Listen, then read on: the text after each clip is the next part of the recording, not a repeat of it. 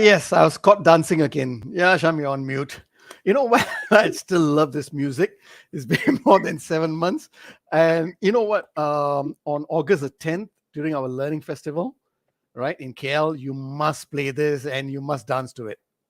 Okay, no, you And I'll play it and I'll just do what I do backstage. I just look at you dancing and smile at it. So welcome sure. everyone. Hi. Welcome everyone to Leadership in Flow Asia. It's July, and we're talking about resolute leaders. And for all our fans who have logged in, or viewers who are watching us today, what is Leadership in Flow Asia about? This is a show where we talk to leaders every week to understand what drives them at a personal level, at a leadership level, and how they drive their business growth. Right. And today, Sham, who do we have? And today, our quiet leader comes all the way from Western Australia, Perth, for close to 40 years, 4 decades. Our quiet leader, our guest today, Dr. Shaun Ridley, has been helming the Australian Institute of Management, the Western Australian Nice. branch or chapter, right? And I met him I had the pleasure of meeting him 2 months ago in Perth when we had a network meeting. And I was very taken by Shaun. Mhm. Very quiet, very inward looking, yet at the same time very measured about what he says. Man with a lot of experience, yet very gentle, and I think also man of depth, right? So we're going to have a nice chat with him because he's got his angle that he gave us for this week's show was to challenge assumptions. So we're going to bring Challenge Shaun. assumptions. That's right. Yeah, right. And before we bring Shaun up, just on a personal note, he's an amateur photographer, Oh, proud dad of 2 daughters, and granddad of 3 grandchildren. So that's where he's spending his time when he's not at work. He shared that with us at our meeting last week, if you remember. Okay, so okay. I'm going to bring Shaun up. And of course, we now know that he also likes F1 because he's been chatting to you about F1, or you've been chatting with him. Yes, Okay. let's bring him on. All right, here we go. Hi, Dr. Shaun Ridley. Hi, Tom. Hi, Ashok. How are you, sir? I'm a bit nervous now after that introduction, but I'm very pleased to be here and very glad to be part of the show. And Thank you. we are very, very happy that you said yes to us. Thank you. Thank you. All right. So aside from the fact that we know that you love or you're getting to enjoy F1 a lot more than what you thought you would be, I'm going to get us into that realm of leadership and get the first question rolling, right? Fantastic. Thank you. Right. So you've got close to 4 decades of working with leadership thinkers. So on one side, leadership thinkers, those from the schools of business schools, executive education, and on the other hand, with practitioners, all right, from C-suite right down to new managers, and also leading a team internally with the Australian Institute of Management, right? That's correct. What recurring patterns have you noticed about leaders or leadership? Yeah, it's a really interesting question, and a question I get asked a lot about what things have I noticed have changed over my time, over the last 40 years or so. And my first response to that question is always not as much as you think. Like, it's very trendy for people to go, oh, the world's been turned upside down. It must be unimaginable now compared to what it was when I first started off. And in some respects, that's true. Certainly, we have artificial intelligence now, whereas before we had manual typewriters. So, you know, the technological changes have been transformational.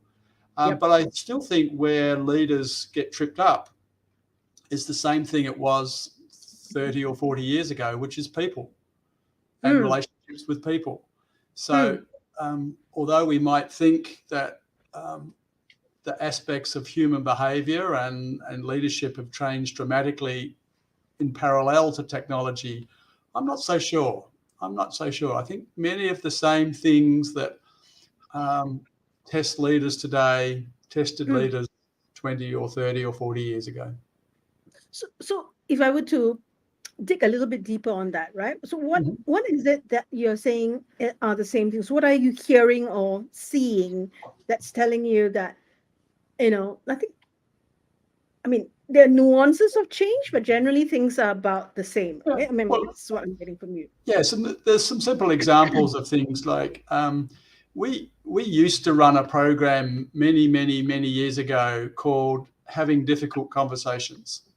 In 2023, it's still one of our most popular courses because that challenge of a leader to talk to a member of their team about a difficult performance challenge or a difficult performance topic is as hard today as it ever was. And so examples like that where leaders find themselves having to, you know, relate to a staff member, give them some difficult feedback, handle a complex interpersonal challenge. I think that's the same. I think that's the same as it ever was. Certainly the pace of change has sped up, and so we need to do things a lot quicker. That's certainly changed. And I heard a great quote not long ago that said that the pace of change is faster than it's ever been before, and right now it's slower than it will ever be again. Oh, wow. So it's this notion of it's really quick now, but this is as slow as it's ever going to get. So it's just going to get faster now. So certainly we've had to adapt in that sense. But there are some of these little things because we're human. We're human beings trying to work with other human beings and make things happen. And I think those things are just as challenging now as they ever were. We haven't solved that one and ticked that box and said we can move on from that yet. Move on that, yeah. So if those are the patterns that the pattern that you've seen is that nothing has changed significantly, right? In those interpersonal things, those relationship things, those people things, yes. Other parts of our life have been transformational. Those, as I say, the pace of change, the advent of technology, some of the sort of structural things in the way organisations set themselves up. And by that I mean many years ago, a manager or a leader's job was to manage or lead. Nowadays, they have a set of performance indicators themselves as well as having to lead. So a good example of that would be the sales manager. 30 years ago, the sales manager would have a team of sales reps, and each of the sales reps would have a budget, and the manager would work with each of them to help them achieve their goals, their targets. Nowadays, the sales manager has a target themselves in addition to each of the sales reps having a target. So this manager has a kind of a day job as well as their managing job. And that's put lots of extra pressure on those of us in management and leadership roles in organisations. I think that's a structural change that's happened. And I think that one's not going away either. I don't think we're ever going to flip back to managers just being able to spend time coaching and supporting their Mm. team without having to do some tasks, some roles themselves. So that's going to put another layer of load on leaders, and things that they have to manage, right? And the expectations that leaders have, or direct reports or teams have about their leaders and what they expect leaders to be able to do. It's almost as if the leader has this magic wand that he's supposed to, wave around and manage this and like do the day job and also manage the Yes, stuff that they and also in some ways explains why it's certainly in Western Australia, many organisations are having difficulty getting people to step up into leadership roles. I was going to ask that. Yeah, because they're sort of saying, well, look, the extra money I might get or extra recognition I might get for being a leader is not worth it. It's only a few dollars or a few $1,000s. It's not worth the extra pain and stress and load, and it's just not worth it. So look, I'll take a little bit less, and I'll go home when it's knock off time, and I won't worry about it all night. I'll just go home. So we're having some interesting kind of conversations with organisations who are really saying we've got lots of vacancies and nobody internally wants them. Yep. And oh my God, that gives an interesting twist to clogging up the leadership pipeline, doesn't it? I mean, you talk about, it used to be in the day where people didn't, held on to the role until someone said, you had to give you a kick and move you out in order for the next level to go up. But now in having people, enough people to go into that pipeline and push up through the pipeline.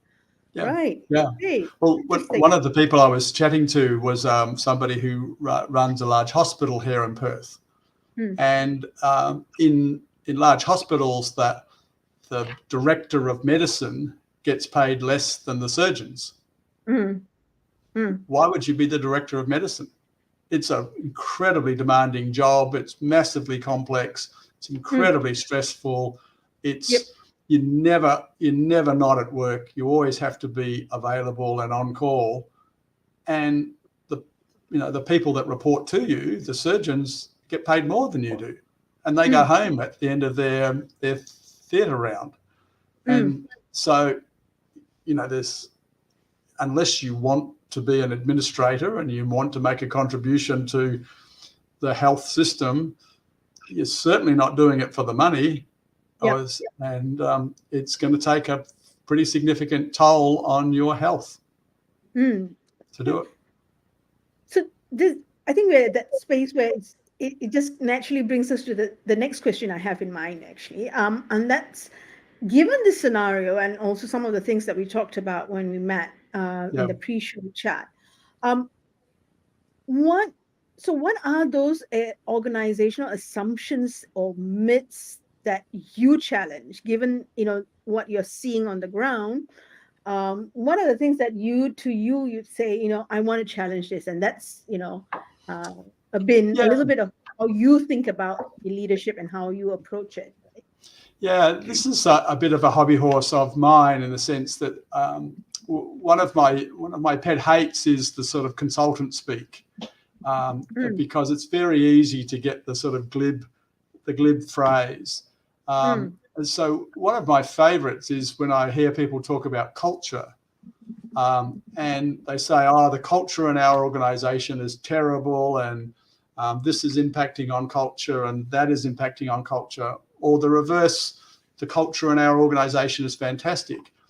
And I often challenge those sort of phrases, because I don't think culture is a thing. And I think I used the expression when I spoke to you last time that there's a famous Australian rules football coach here in Australia, on the Eastern Seaboard, who said that culture is the thing you blame when you don't really know what's going on. So it's where we go when we can't explain what's happening. It's the culture that's terrible. Now, the way to get around that, of course, is to say, no, tell me the behaviours that you think are wrong. and bring it back to a behavioral dimension. And if you can do that and get talking about behavior, then you stop the superficial conversation about culture, because saying the culture is bad is not helpful to anybody. It just doesn't take you anywhere. Whereas if somebody says those behaviors that Shaun uses when he talks over other people in meetings are causing a disharmony in the group, and you go, okay, I can fix that. I can do something about that. My supervisor can have a conversation with me about that, or if I'm given that feedback, I can adjust my behavior. Now, that will improve the culture, because it's very specific around behaviors that can be changed or fixed. So that's one example of one of those myths or assumptions. The other one, which is kind of really common again here in Australia, is people talking about they want to think outside the box. They want to think outside the box all the time. Now, my provocation is the organisations that I've seen and worked with over the years, the vast majority of them would be much better off thinking inside the box. Fixing up the things that they do in their organisation and making sure they address those things inside the organisation, rather than look for a magic silver bullet out there that's going to give them a massive boost in revenue or cut costs dramatically, whatever. As if there's this magic formula floating around out there that nobody has seen yet, and if we think outside the box, we'll discover it. I've seen little or no evidence that that's true. It's also a little annoying because the original expression about thinking outside the box wasn't a box at all. It was a little sort of problem-solving exercise with 9 dots. So there was 9 dots, and you had to connect the 9 dots by using 4 lines and not lifting your pen off the paper. So, and the way you solve that is to have one of the lines go beyond the dots and come back again. And that's where the expression go outside the lines or outside the box came from. So it's not even a box. So the myth is particularly frustrating in that regard. Yes, go ahead. Shaun, thank you very much for that, Dr. Shaun. Okay, so I'm going to start with your box first, and then because I'm going to go back to where you started. Okay. Right. So what I'm hearing is, yes, people use words or language very quickly, very easily, without having thought through very carefully what it actually means. Right. That's what I'm hearing when you say yes. You know, and I don't want to be unkind that way. I don't want to be kind of dismissive of that. In some ways, it's because we don't have other language to use to describe it. And in some ways, it gets us off the hook a bit. Okay. I do have a differing opinion at this point of time. I know you're being kind. You said you can understand why they use the language, right? I think in this world where we have AI now, generative language, AI, and all the information that comes up from that, I think there's another skill that we need to pick up is to be discerning. I think we need to start asking those hard questions. We need to start questioning a lot of these assumptions along the way. Yes. Right. So I know you're being kind. Right, but I just feel that we still need to question a little bit more just to get to the context of it. Because, for example, when you mentioned earlier, you said if there's one thing that has not changed, relationship matters. Yes, absolutely. And when I think about the Agile manifesto, right? In the Agile manifesto, there are 4 values and 12 principles. Right? I'll just talk about the first value. The first value says very clearly, individuals and interaction over processes and tools. Yes. Now, processes and tools are still important. We're not saying it's not important, but they're saying, hey, you know what is important? Individual and the interaction, which boils back to, and this manifesto was actually written by software people. Mm-hmm. Yep. right? Yep. So what they are banging home is the fact that relationships matter, Mm-hmm. right? Yes. And you brought something up. You said for the longest time you've been holding this difficult conversations. You're trying to help people have difficult conversations, whether it's around performance or relationship expectations and all that. But even today, it is still important, Yes. right? Yes. And so if you now diagnose that, right, why do you think people have that difficulty in holding those conversations? I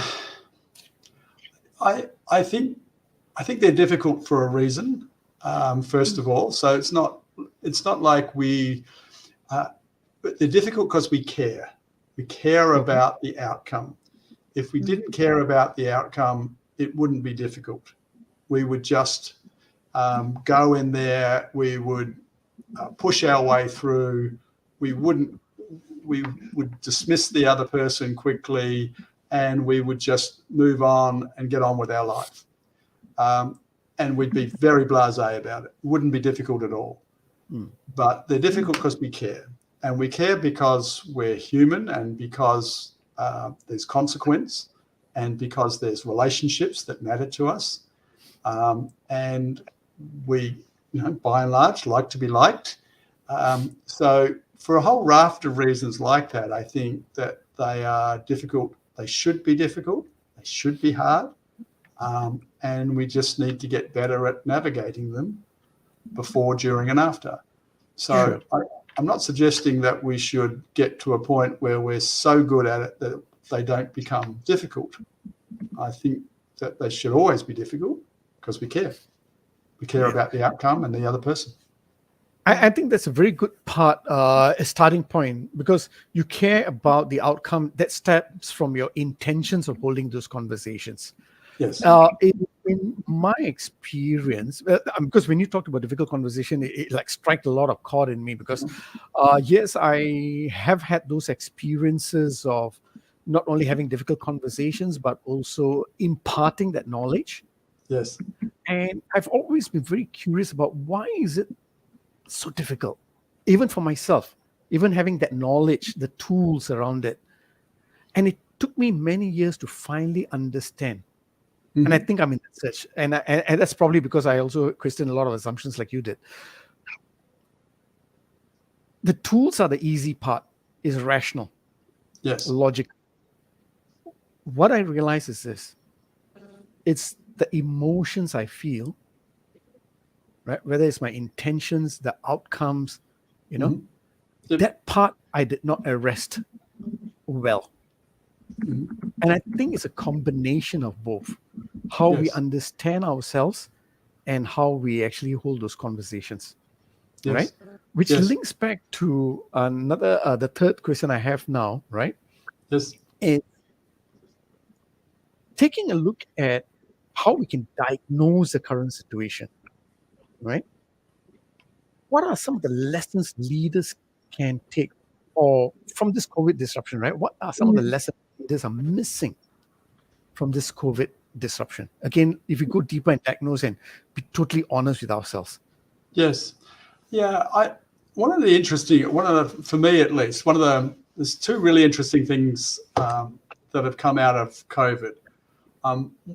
One is how quickly we've gone back to doing things the way we've always done them. That's one, which I find fascinating, because at the start of COVID, there was very bold predictions about, we'll never go back to the office again. We'll never shake hands again. We'll never hug another human being again. This is, the world is going to be turned upside down forever, but that hasn't happened. We're all back to shaking hands and hugging everybody and so on. The other thing that I think is really interesting is that our attitude towards change has changed. So COVID has meant that nothing is unimaginable anymore. So we used to do a lot of sort of scenario planning with organizations, and you'd paint these pictures of slightly extreme positions, and the organization would would think through how they might manage those extreme positions. COVID now has said, well, those extreme positions are just ridiculously conservative now, because nobody would have predicted that the world would shut down for months and that we would have this catastrophic situation that we've had. So, most people are familiar with the sort of John Cotter model of 8 steps of change and so on. Those, we sort of leap over about the first 5 steps now. We kind of don't need those things, because we've taught ourselves that we can change very, very quickly if we have to. If the incentive is there, if the urgency is there, if the drive is there, all of a sudden we don't have an excuse anymore to say, oh, well, the change is going to be very slow. Well, why? Well, why will it be very slow? We've just demonstrated, the whole world has demonstrated recently in the last 2 or 3 years, that we can change incredibly quickly if we want to. I think that's an interesting lesson for us, and how we might hang on to that as we go into the next period of our lives will be interesting. Right. Thank you for that, because you're right to say that the attitude towards change has changed. Mm-hmm. But I'm just wondering whether leaders have really looked into this 2-year period or 3-year period and said, what is different about this change? Mm-hmm. For example, yes, in early 2020, I even had a conversation with an organization in January. We were talking about the BCP plans when we first heard about the Wuhan virus at that point of time. And they say, yeah, we have our BCP plans, but that's based on SARS, right? Mm-hmm. Yeah. But today that BCP plans is not relevant anymore, because you said we have got to look at the extremes and we can't imagine what that is. Yes. But there has been, in my observation, right, having conversations around this region, I find that there's one thing that has changed, that has become totally new, which is about the mental wellness of people. Mm-hmm. Yeah. And that is a total new challenge even for leaders. How do you see that working out? That has been a very significant issue in this part of the world. The expression that's been used most frequently is a tsunami of mental health issues. It is just a massive wave of mental health challenges. That has forced a major sort of rethink in organisations about psychological well-being. Is now on a par in our legislation as well as our practice with physical well-being. The identification of psychosocial hazards and risks in the workplace and the implications of that. And it's certainly in Australia, where the unemployment rate is extremely low, the balance of power has swung towards the employee, so much so that the demands on employers for flexibility, working from home options, special leave days, all sorts of nuances that have caused organisations to rethink how flexible they are, how their HR systems work, how they collaborate with each other, extent to which their technology is in place. So this tsunami of mental health things has had this sort of ripple effect in policy, procedure, systems, processes. We haven't worked it out yet. We've got a way to go in terms of us getting that right. The question will be, what happens when the unemployment rate goes up and the pendulum of the balance of power starts to swing back in favour of the employer? Will those things disappear, or will they survive that pendulum swing? That will be an interesting thing for us to watch. Oh, thank you. Yeah. Thank you for getting into a deep dive in that.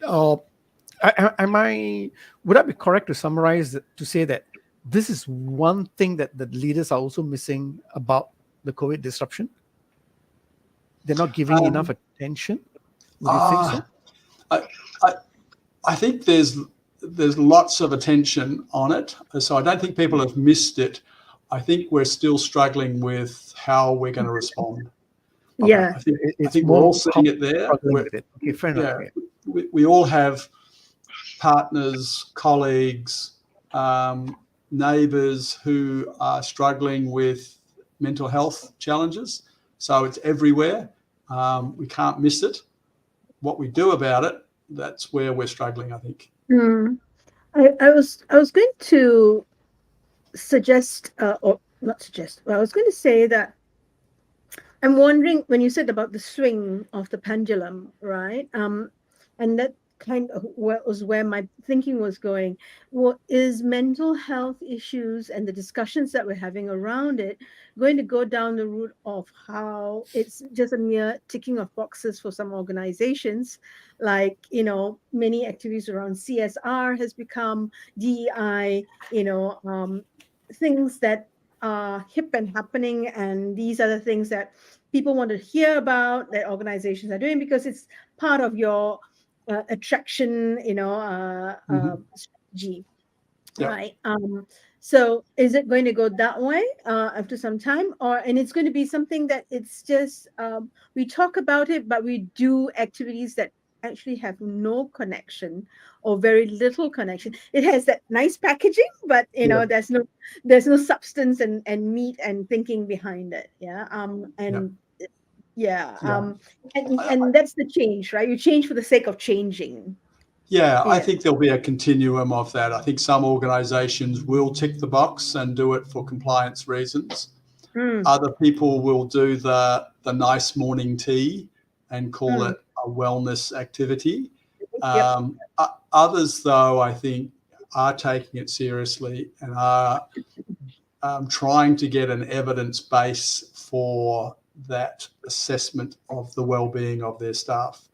I saw some material just recently on a measurement of psychological safety in teams. And so a very short, sharp survey that can be done many, many times in the course of a year because it's contextual, and measure the perception of psychological safety in this team. So I think some organisations are getting quite sophisticated about that. Yep. There'll always be the ones at the other end that tick the box and have the nice muffins for morning tea. Yep. And it's coincidental because I just also heard about a survey on psychological safety as well. I mean, in Malaysia. So there we go. Can I take over? I want to just take on that thinking around change, right? So some COVID pushed us in terms of there's no way we could have thought of that scenario called COVID, right? Yes. And yet at the same time, scenario planning has been around for ages. I mean, senior leaders look at it because you got to scan the horizon and see that, right? Yes. Then you've got the third permutation where, in some instances, it's almost as if COVID did not happen at all. People kind of like wiped it up, got, erased. Right. Read the button, we are back down. It's almost as if, that 2-3 years, 2.5 years did not happen. And we are just about where we were in 2020, right? Yes. So from a leadership perspective, with so much noise happening, so much that you have to deal with on the ground, things that, that are rapidly changing, because there are things, as you said, that are rapidly changing. There are things that don't change or change very, very slowly. Yes. How do leaders oh my God, it's overwhelming for leaders, right? What how do they scan? How do they make sense of it? Where does the sense making, or how does the sense making come up for them? Maybe I can answer that question by telling you a slightly silly story. My youngest daughter wanted to learn to drive, and so my wife and I drew straws to see which one of us would take my daughter for driving lessons, and I lost. I lost that.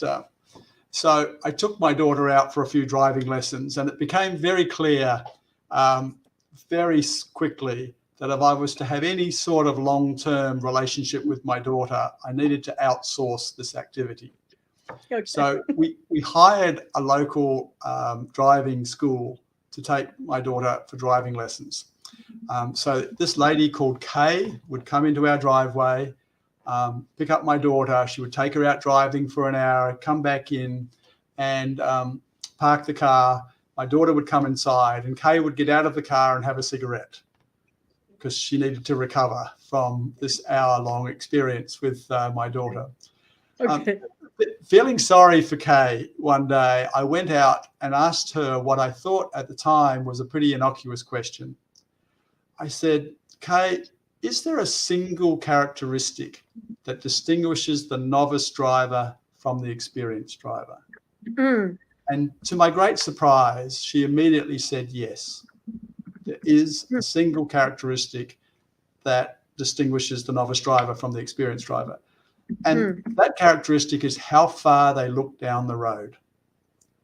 So when my daughter was driving, she was kind of inside the car, steering wheel, brakes, and maybe 5 or 10 meters in front of the car. That's where she was looking.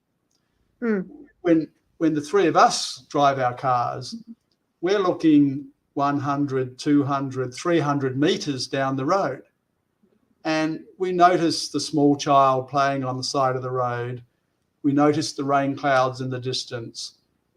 We notice the little shortcut that might save us a bit of time.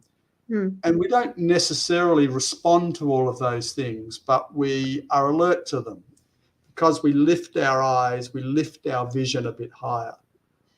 For me, that's a great analogy for leadership and for what would be described as the environmental scan, if you like.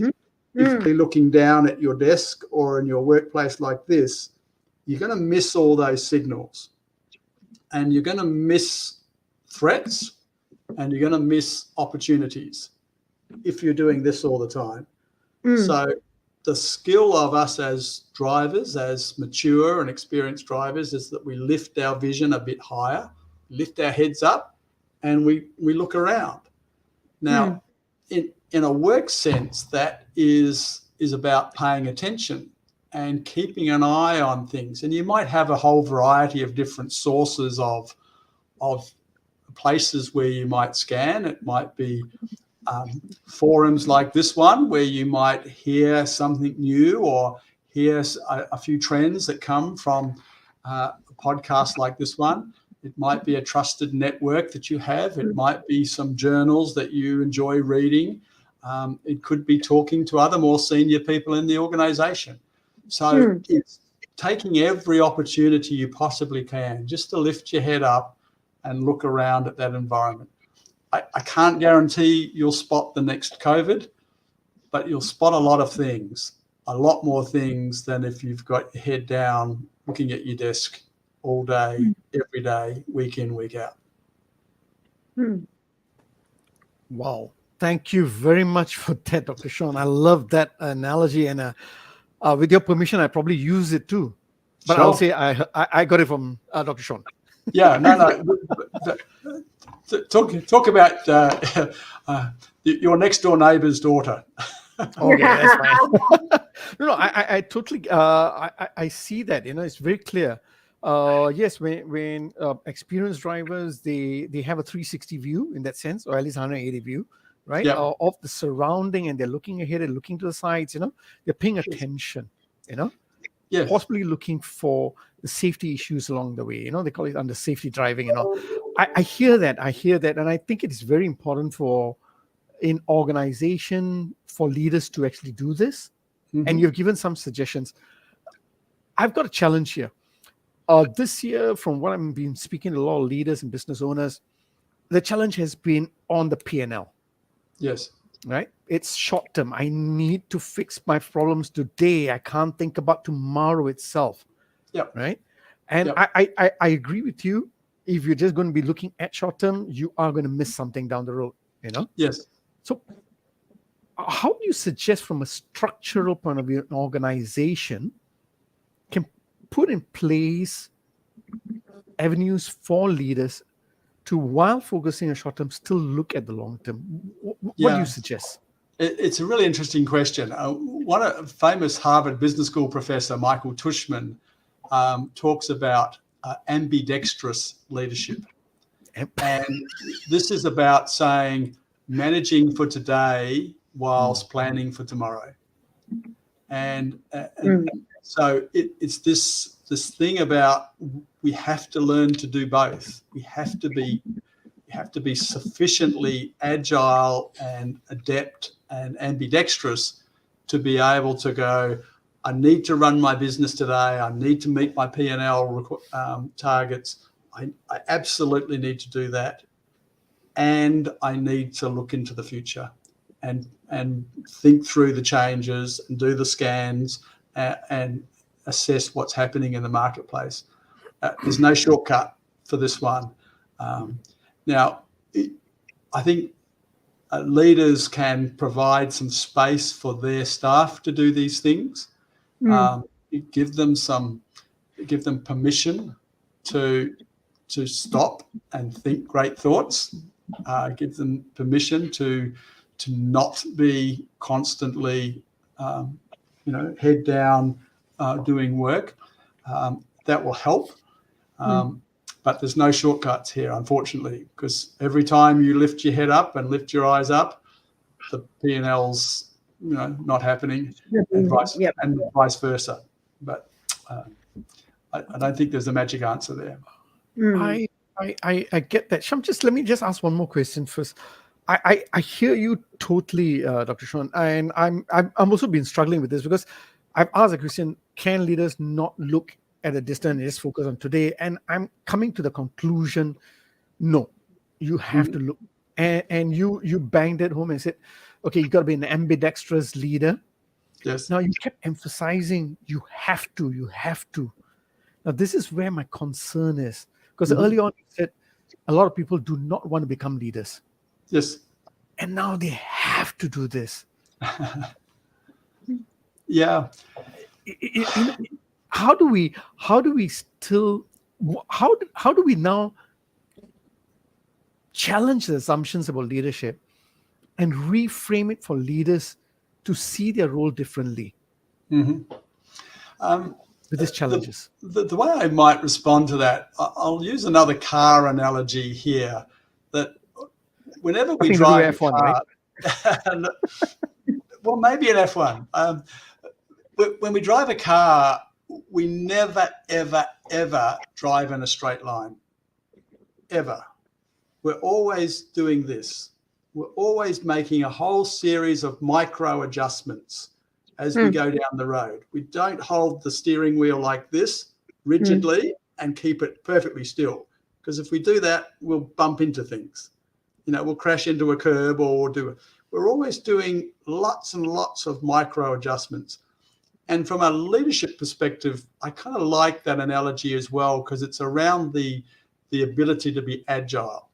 I need to be light on my feet here. I want to be able to make small adjustments frequently rather than big adjustments later. So if I can do this ambidextrous leadership thing, I'll be able to make all those micro adjustments, and I won't get whacked because I didn't see something coming down the pipeline. And for me, that's a much more reassuring way of thinking about my role as a leader, with a bit more confidence that I'm actually going to be heading in the right direction and making these small adjustments every single day rather than a big one because I didn't see something coming. That's the way I think about it, at least. No, thank you very much. Thank you. Shaun will ask the next question, but I really wanted to say thank you. That's a beautiful example with the cars. Look forward and make the micro adjustments. Yeah. Thank you. Shaun. It's along the same line. I was going to connect to what our guest last week, Viju Menon, talked about. And Malhar and I had an opportunity to meet him yesterday in Kuala Lumpur. We just happened to be all in the city at the same time. And he said, how he asked a very interesting question, and we didn't have the answer, right? So on one hand, you said the small adjustments, and the small adjustments come from what you shared during our pre-show. You said there's leaders need time to incubate. They need Mm. time to for discernment. They Yes. need time to mull and think, and maybe even connect the dots, right? Of Yes. Yes. disparate, separate points that are coming in, data points that are coming in, right? So they need that, and at the same time, there's this wanting leaders to fill that pipeline, right? Yes. Or Yes. being able to, in an industry where there's no shortage of talent, Mhm. how do we develop in a different way? In Viju's case, is in tech, right? And there's no shortage of talent from his perspective. Mhm. Yet developing leaders, right? How do we get potential leaders to seek improvement, or seek that, I'm doing this not because of the better pay. I'm not doing this because of the prestige. Yes, that may be ticking in the earlier part of our careers, but Yep. seeking and for personal meaning, personal Yep. value. Yep. Yeah, Yeah. yeah. So he was grappling with that, right? And I said, okay, let me bring it up and just tap on Sean's. That's not fair, asking me to solve that wicked No, problem. no, no, Um, I'm not asking. I'm asking you for your opinion. no, Uh, I mean, I think the role model that leaders display is important mm, here. mm, Um, if I, as a leader, are driven by my financial rewards, driven by my bonus, behave exclusively for that personal gain, then I am going to send a very clear signal to the people that report to me that that is what I value and that is what I mm, see as important. If, however, I am a ferocious learner, a really good listener, somebody who seeks to help other people achieve their outcomes, mm, perhaps even before I achieve mine, that's going to send a very different signal to the people that report to me. And they can make that choice then. If they say, I don't like that style that Shaun is using, and it's not for me, then that's okay.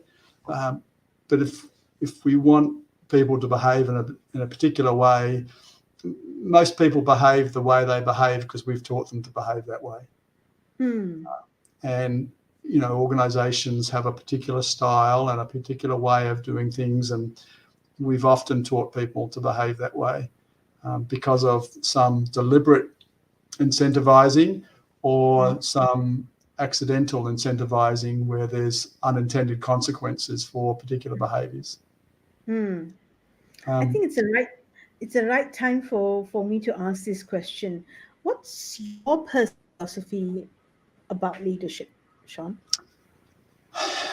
for me, I always come back to this notion of leaders should care about their staff, about the Mm, team of people that report to them. If you don't care about them, do something else. Find another mm, role. Lots of other, and that's not necessarily a judgment. It's about, there are lots of people in very technical roles who can be fantastic individual contributors to an organization. But a leadership role is much, much easier if you care about the people that report to you and they will see that you care about them. mm, That makes life much, much easier. And going back to the start of the conversation, many of those difficult conversations become much more fluid if that relationship is established. I think there's some things about clarity of expectations. mm, And the third thing would be around, a bit like the driving example, um, nudging performance improvement rather than shoving performance improvement. So, rather than the annual performance review or the 6-monthly performance review, maybe the daily nudge is a much better way of bringing about performance improvement. So for me, those things, it's the caring, it's the clarity of the performance expectations, it's the nudging performance improvement, and then get out of the way. Get out of the way. People are incredibly talented and incredibly capable. Most chief executives that I've met have not been extraordinary intellects or extraordinary in other ways. They've been very capable, but a lot of very capable people in other more junior roles as well. So clear expectations, let them know they're supported, guide them, coach them by all means, and then get out of their way. They'll star for you and they'll do a fantastic job. Such wise words. Really, you brought heart into leadership. Yeah, and you almost make it sound easy, Shaun. I know it's not. I have failed if that's the case. Yeah, at one level it's naive. It's this idea of can you drive performance and be a nice person at the same time? There's lots of book titles around that. Can you be a nice person and drive performance? It's hard, no question about that. Everything's easier if you have a good relationship with your team, though. Everything is easier if you have a good relationship. The performance appraisal, the changing of portfolios, the agility that's required with COVID, all of those things were much easier for leaders who had good relationships with their team. If you've got a bad relationship with one of your team members, then all of those things are going to be much, much harder. So as a starting point, maybe that relationship is worth the effort. Over to you, Ashok. Yeah, so I'm constantly hearing the importance of relationships, and I cannot run away from it. I totally believe that is extremely, extremely important. And I love your leadership philosophy about caring for people, because it starts from there. It's about caring for people. It's about wanting to build that sincere relationship in that sense. Yes. And I know you may not have firm statistics around this, but if you have to see all the leaders that you've seen, what percentage of leaders actually care for people sincerely? Where would you put that in the percentage? Wow. Okay. Because there's a follow-up question from here. There's going to be a follow-up question from here. That's a really, really hard question. Yeah. Like I said, I know it's just... I'm going to say most people in those roles. I'm an eternal optimist. I'm a glass half full kind of person. So I believe that most people do most things for good intentions. Some people in the world are positively evil, but fortunately there's very few of them. Yes. The rest of us are well-meaning people trying to do the right thing by ourselves and by each other and by our families and our connections and our colleagues and so on. So I'm going to go with most and stick with my positive frame. Nice. No, I like that. I like that because I agree with you. I share the same philosophy with you in the sense of I believe everybody is good and everybody wants to do good. Yeah. I think you hear a but coming. What I feel is it's people's fears that holds them from being the best version and therefore impacting others. Yes. And sometimes I feel that in an organization, they put in too much of rigor and structures that creates a deeper fear. Yes. You know? And I believe that if we do see some of these assumptions being changed, Yes. right, we might be able to have more goodness of people coming up. Yes. So the link to that, the question I have for you is, you have your personal philosophy. What would you like to see change about leadership styles if you had a magic wand, right? And if you could Yes. change the whatever is taught in MBAs and organizational structures, today you have got the magic wand to make that change. What would you like to change about leadership styles? And let's look at the year 2030, right? By then, what would you like to see change? I'd like to see women rule the world. Yes, me too. I would. So that's the first thing. This is coming from a man who has 2 daughters and 3 granddaughters. So I'd like to see women rule the world. I'd also like to see a resurgence or re-emergence of the thoughtful leader. We've had a period of, and it's relatively recent, of the extroverted or the default to extroversion in leadership. The person that's loud and charismatic and domineering is a relatively recent phenomenon. My understanding, it was, it kind of came out of the swing towards the more sort of North American style of leadership in the 1950s and 60s. Before that time, the extroverted leader was seen as a bit of a show-off, a bit brash and a bit, a show-off, and so they were frowned upon. So this extroverted leadership default is a relatively recent phenomenon.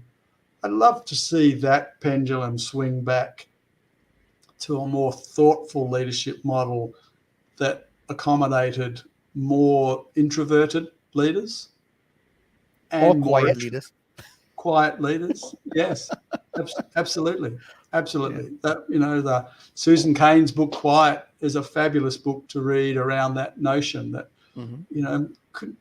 if we were a bit more considered, a bit more thoughtful, that would be a wonderful outcome, I think, from a leadership perspective, not only in an organizational sense, but perhaps in a political and a nation-building perspective as well. Nice. Wow. I totally agree with you, especially on the first point about women must rule the world. Again, that's probably because of my cultural linkage. I come from a matriarchal kind of society. If I go back to history, right? Yes. And I still believe women will bring major power to this world. Yes. Right. Yes. And I like the fact that you mentioned it's probably a good time for resurgence of quiet leaders or thoughtful leaders. Yes. And I am slanting to agree totally with you, because that's what we have seen in our show, Leadership in Flow Asia, since last year that we've come on. We just did this show, but what we started seeing is the strong, impactful leaders are the ones who are very introspective. Yes. They're very thoughtful, right? Mm-hmm. And they're always about, can I not only develop myself, but can I also develop the next person? And they're also keeping the eye forward on the growth trajectories. Yes. We're seeing a combination, of that. Yes. Yeah.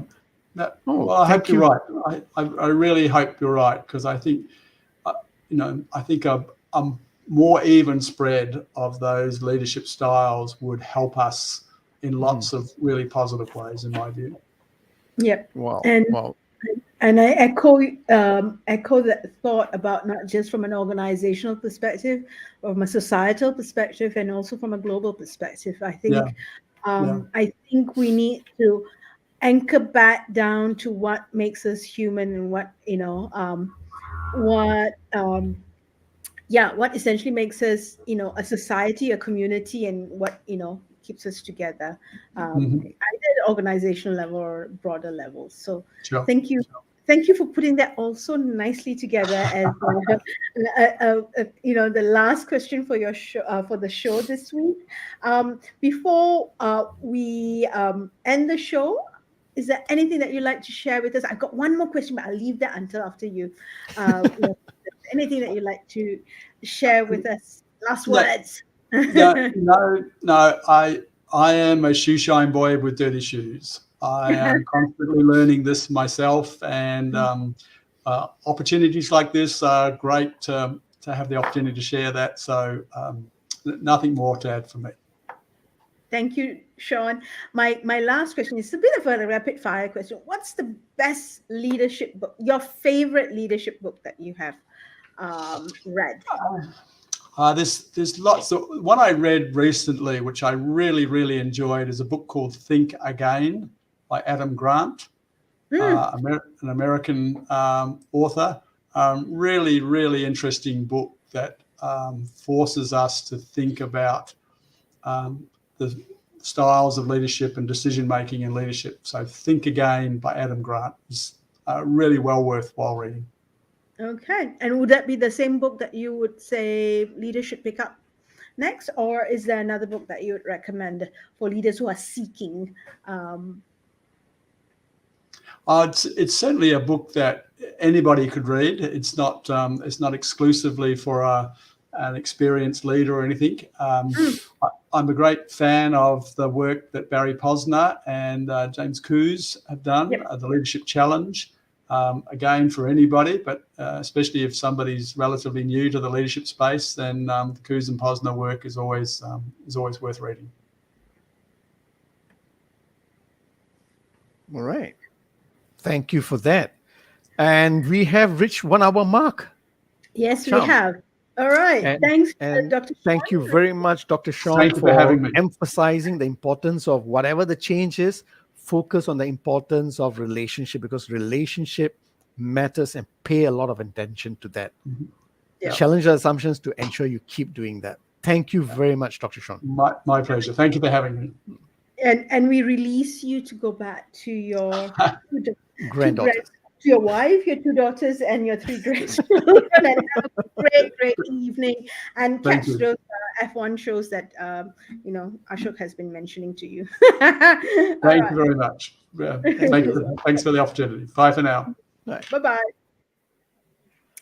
Okay, so that brings us to the end of week 2 Week 2 of July.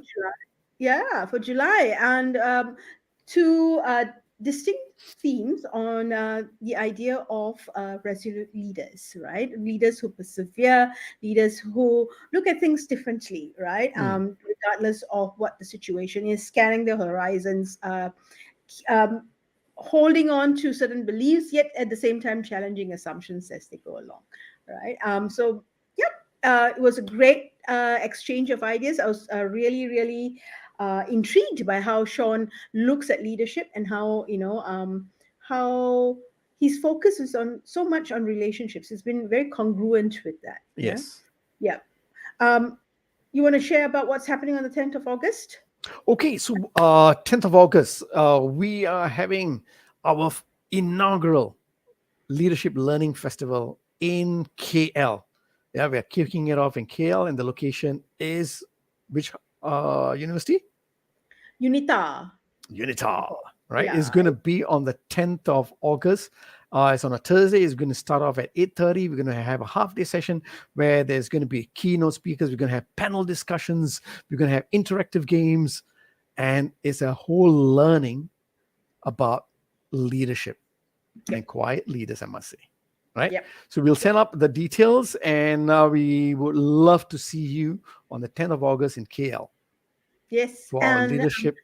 Yep. And some of our Learning guests from the show from last year, as well as up to this year to current, have said yes, and they'll be there as well as Fantastic. part of the audience. So it's going to be a really good one. Hit us up for the details. We'll send you the registration link. It is complimentary. We have a whole event sponsored, so it'll be good to have you here. Have you there?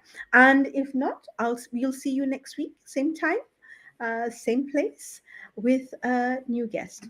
Bye-bye, everyone. Bye-bye, everyone.